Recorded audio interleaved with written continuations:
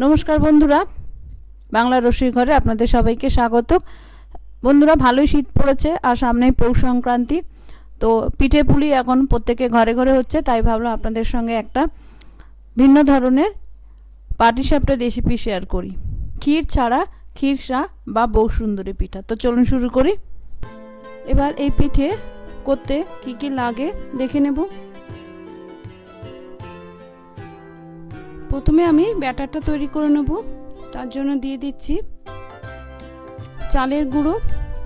আমি এই বাটির মাপে নিচ্ছি, আপনারা যে কোনো বাটি কাপ যা হোক নিয়ে নিতে পারেন।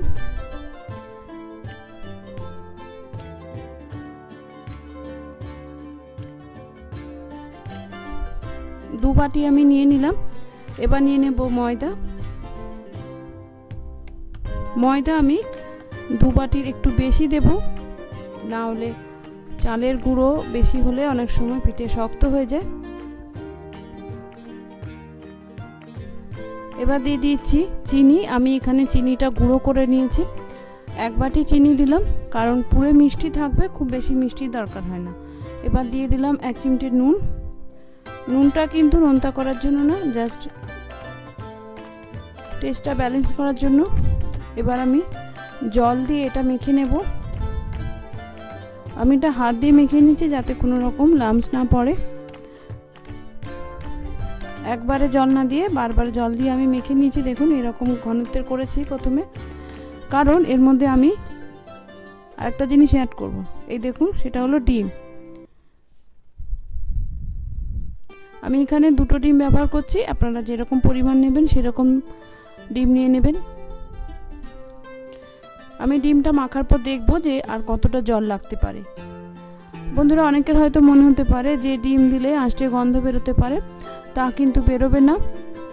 করার পরে বুঝতে পারবে যে ডিম যে দিয়েছেন সেটা কিন্তু বোঝাই যাবে না, অথচ টেস্ট কিন্তু দারুণ হবে।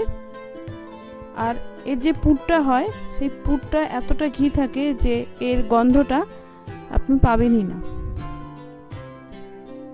দেখুন ডিমটা মেখে নেওয়ার পর এরকম ঘনত্বের হয়েছে, কিন্তু এখন আর একটু জল দিতে হবে, কারণ এত মোটা করলে এটা তাওয়াতে ঘুরবে না। তাই আমি আবার একটু জল দিয়ে দিচ্ছি। হাতা দিয়ে দেখিয়ে দিচ্ছি কিরকম ঘনত্ব হবে। এইরকম ঘনত্বের। এবার এটা আমি আধ ঘন্টা রেখে দেব রেস্টের জন্য। ব্যাটারটা রেস্ট হতে হতে আমি করে নেব পুর। তার জন্য দিয়ে দিলাম 2 টেবিল চামচ ঘি। ঘিটা এখানে একটু কিন্তু বেশি লাগবে। ঘিটা গরম হয়ে গেছে।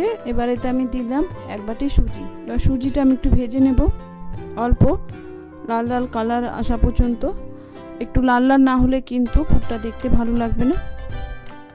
দেখুন লাল লাল ভেজে নিয়েছি ঘিতে, খুব সুন্দর গন্ধ বেরোচ্ছে ঘিতে ভাজা। এবার এতে আমি দিয়ে দিচ্ছি ঘন করে রাখা দুধ। যেহেতু সুজিটা খুব গরম আছে, একেবারে না দিয়ে আমি একটু আবার রেখে আবার দিচ্ছি। এখানে 2 কাপ মতো ঘন দুধ লাগবে। দুধটা কিন্তু অবশ্যই ঘন করে নেবেন, তবে এই পুরের টেস্টটা ভালো হবে খেতে। দুধটা ভালো করে মিশিয়ে নিয়েছি সুজির মধ্যে। এবার দিয়ে দিচ্ছি 1 টেবিল চামচ চালের গুঁড়ো। আপনারা চাইলে এই সময় ড্রাই কোকোনাট ব্যবহার করতে পারেন। চালের গুঁড়োটা ভালো করে মিশিয়ে নেব। দেখুন সুন্দর মিশে গেছে, কড়াই থেকে ছেড়ে ছেড়ে আসছে। এবারে দিয়ে দিচ্ছি 1 বাটি গুড়। আমার 1 বাটি লাগেনি, একটু কমই দিয়েছি, কারণ দুধ ঘন করার সময় অল্প একটু চিনি দিয়েছিলাম।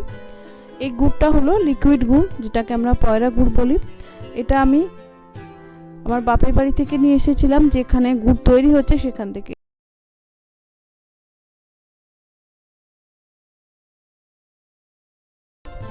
দেখুন গুড়টা সুন্দর মিশিয়ে নেওয়ার পর কালারটা দেখুন অসাধারণ এসছে।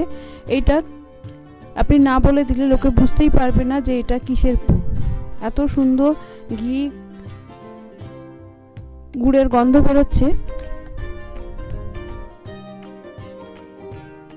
দেখুন গুড়টা ভালো করে মিশিয়ে নিয়েছি। এবার দিয়ে দিলাম 1 চিমটে ছোট এলাচ গুঁড়ো।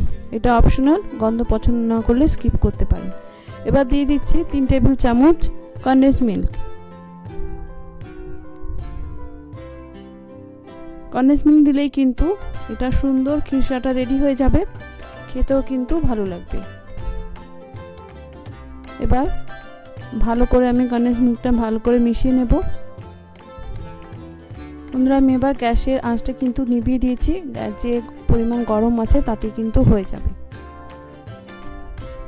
এবার ভালো করে মিশিয়ে নেওয়ার পর আমি এটা একটা পাত্রে ঢেলে নেব, কারণ বেশিক্ষণ যদি কড়াইতে রাখা হয় তাহলে কিন্তু পুরটা ড্রাই হয়ে যাবে বেশি, তাহলে পাটিসাপটা ভেতর থেকে বেরিয়ে যাবে। দেখুন এখনই অনেকটা কিন্তু শুকনো হয়ে গেছে, এর থেকে বেশি যেন শুকনো না হয়, এরকম কিন্তু দেখতে ভালো লাগবে। দেখুন পুরো মনে হচ্ছে ক্ষীরের তৈরি। তো পুর রেডি করার পর ব্যাটারটা দেখে নিচ্ছি। দেখুন ব্যাটারটা কিন্তু একটু পাতলা হয়েছে, কারণ যেহেতু চিনি দেওয়া ছিল, তো এইরকমই ঘনত্ব ঠিক আছে। এবার আমি একটা আলাদা পাত্রে 2 হাতা ব্যাটার আমি তুলে নেব, নিয়ে কি করছি দেখতে থাকুন।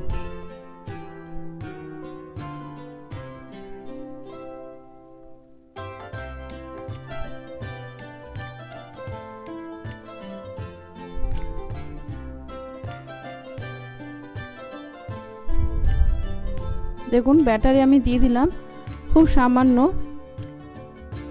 Food colour, orange food colour.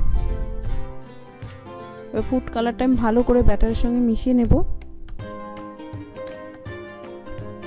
এটা দিয়ে আমি কি করব বন্ধুরা, এটা দেখলে বুঝতে পারবেন। দেখুন কি সুন্দর কালার এলো ব্যাটারটার। এবার আমি এটা রেখে দেব, রেখে দিয়ে পাটিসাপটাগুলো ভাজার জন্য গ্যাসে একটা নিয়ে নিয়েছি ফ্রাইং প্যানটা গরম করার পর আমি এরকম একটা বেগুনের বোটা দিয়ে অয়েল ব্রাশ করে নিচ্ছি। আপনারা চাইলে কাপড়ের টুকরো দিয়ে করতে পারেন, তুলো দিয়ে করতে পারেন, ব্রাশ থাকলে তো ভালো। তবে খুব বেশি তেল কিন্তু দেবেন না, তাহলে কিন্তু যে ব্যাটারটা আমি ঘোরাবো না ঘুরে এটা কিন্তু এক জায়গায় দলা পেকে যাবে। এবার যে কালার ব্যাটারটা তৈরি করেছিলাম সেটা এভাবে চামচের সাহায্যে তাওয়াতে দিয়ে দেব, এরকম ফোঁটা ফোঁটা করে চারদিকে মাঝখানে দিয়ে দেব।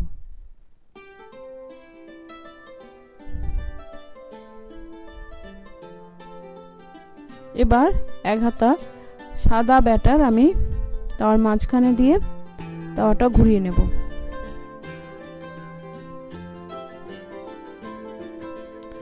এটা কিন্তু হাতা দিয়ে গোল করবেন না, হাতা দিয়ে গোল করলে যে আগে যে কালার ব্যাটারটা দিয়েছি সেটা ছড়িয়ে মিশে যাবে, দেখতে কিন্তু ভালো লাগবে না। তাই এইভাবে একটু ঘুরিয়ে নেবেন।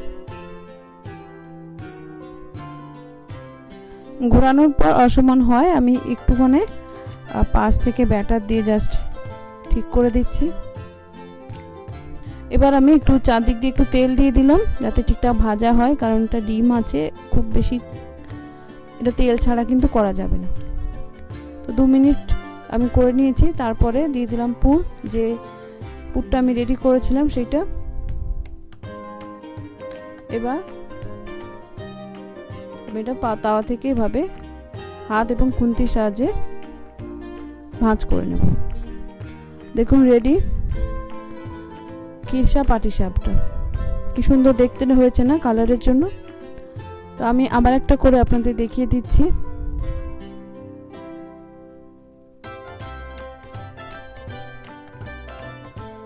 দেখুন মাঝখানে এরকম ড্রপ ড্রপ হয়, কি সুন্দর লাগছে দেখতে।